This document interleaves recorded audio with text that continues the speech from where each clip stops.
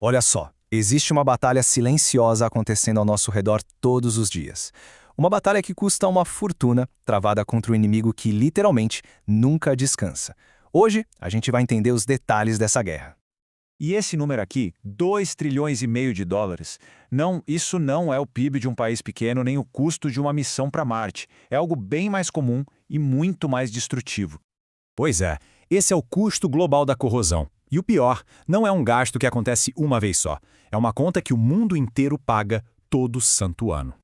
Para se ter uma ideia do que isso significa, estamos falando de 3,4% de toda a atividade econômica do planeta. É um desperdício absurdo de recursos, de energia e de dinheiro. Tudo isso por causa da ferrugem e outros tipos de corrosão. Ok, mas o que é a corrosão, afinal de contas? Para a gente entender como lutar contra ela, primeiro a gente precisa dar um zoom e ver o que acontece no nível microscópico. No fundo, a corrosão que a gente vê no dia a dia é um processo eletroquímico. É o metal basicamente se desfazendo, tentando voltar ao seu estado mais natural, aquele que ele tinha lá no minério, na natureza. E a maneira mais fácil de visualizar isso é com uma analogia sensacional. Cada pontinho de ferrugem funciona como se fosse uma pilha, uma bateriazinha que se autodestrói, consumindo o próprio metal para gerar energia. E como qualquer pilha que se preze, essa pilha de ferrugem precisa de 4 componentes para funcionar.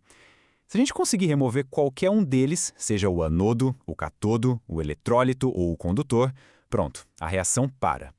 É exatamente nessa fragilidade que toda a nossa estratégia de defesa se baseia. Então, o ponto crucial é que nem todo metal luta da mesma forma. Vamos dar uma olhada nos 2 principais combatentes no mundo do aço e ver como as características de cada um fazem deles heróis ou vítimas nessa guerra. De um lado, a gente tem o aço carbono, o pau para toda a obra da nossa infraestrutura. É barato, é forte, mas enferruja que é uma beleza.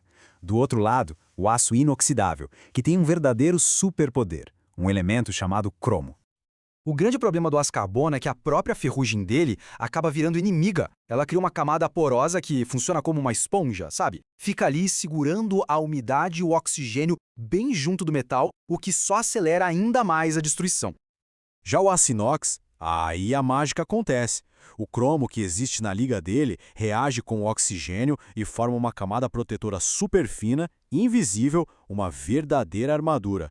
E o mais incrível é que se essa armadura for arranhada, ela se conserta sozinha, na hora, impedindo a corrosão de avançar.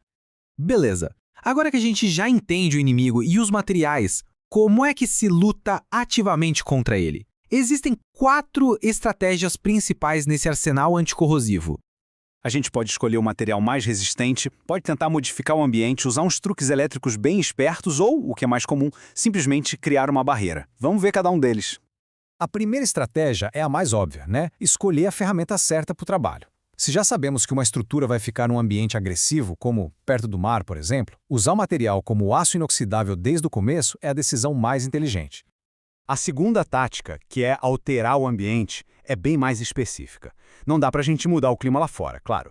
Mas dentro de um sistema fechado, como o circuito de água de uma caldeira, aí sim, a gente consegue adicionar produtos químicos que tornam a água menos agressiva. Agora, a proteção elétrica é onde a ciência fica genial. Lembra da nossa pilha de ferrugem? Aqui a gente basicamente hackeia o sistema.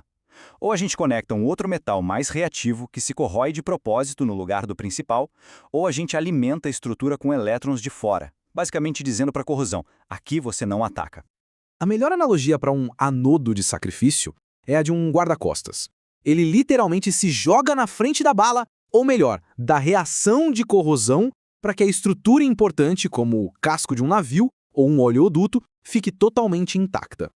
E por último, temos o método mais visível e conhecido por todo mundo, a barreira. Aquela simples camada de tinta em uma ponte ou na lataria de um carro tem uma única e importantíssima função: manter a água e o oxigênio longe do metal. É uma solução simples, mas a eficácia dela depende 100% da qualidade da aplicação. Então, vamos amarrar todos esses conceitos agora e trazer de volta para o mundo real para entender a importância dessa luta que não para.